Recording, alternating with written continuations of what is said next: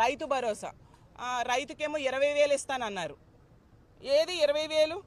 దానికి కావాల్సింది 10,400 కోట్లు అయితే 6,300 కోట్లు కేటాయించి కంటి తుడుపు చర్యగా కేటాయించడం జరిగింది. గత సంవత్సరం ఇవ్వలేదు. ఖరీఫ్ అయిపోయింది, రబీ అయిపోయింది, అంటే 20,000 కోట్ల పైగా 2 సంవత్సరాలు కలిపి కావాలి. కానీ వాళ్ళు కేవలం ఒక సంవత్సరం కూడా సరిపోయిన అంతగా కూడా కేటాయించకుండా రైతులు నెట్ట నిలువుగా మోసం చేసిన పరిస్థితి మనం చూసాం. అలాగే దీపం కోసం అసలు గత బడ్జెట్ సమావేశాల్లో ఎన్ని గొప్పలు చెప్పారు దీపం కోసం. తీసుకుంటే 1,55,00,000 మంది ఎల్పిజి గ్యాస్ సిలిండర్స్ ఉన్న వాళ్ళు ఉన్నారు, కానీ 90 లక్షల మందికే కుదించేయడం జరిగింది. అంటే ఎంత దారుణంగా ప్రజలను మోసం చేశారో అర్థం చేసుకోండి. దానికి కూడా 4,000 కోట్లు అవసరమైతే ఈ బడ్జెట్లో 2,601 కోట్లు కేటాయించడం జరిగింది.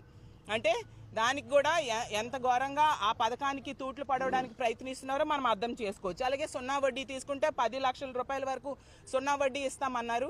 దానికోసం అసలు ప్రస్తావనే లేని పరిస్థితి మనం చూసాము. అలాగే ధరల స్థిరీకరణ నిధి కోసం అసలు 300 కోట్లు ఏంటండి? ఏ కొరన సరిపోతుంది? ధరల స్థిరీకరణ నిధి 5,000 కోట్ల పైగా కావాలి, 300 కోట్లు ఇచ్చారు.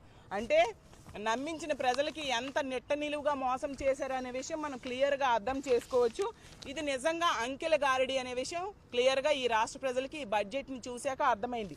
అసలు ఎప్పుడు కూడా గతంలో వాళ్ళు బడ్జెట్లో ఏం చేస్తారు, అప్పులేని, ఖర్చులేంటి, ఈ ఆదాయం ఎలాగా, ఇవి చెప్పుకుంటారు. కానీ ఈ బడ్జెట్లో తీసుకుంటే ఎంతసేపు కూడా గత ప్రభుత్వాన్ని తిట్టడం, ఈ ప్రభుత్వంలో గౌరవ మంత్రి గారైన లోకేష్ గారి గురించి పొగడ్డం, అదే పనిగా పెట్టుకున్నారు తప్ప వీటి మీద కాన్సన్ట్రేషన్ లేదు.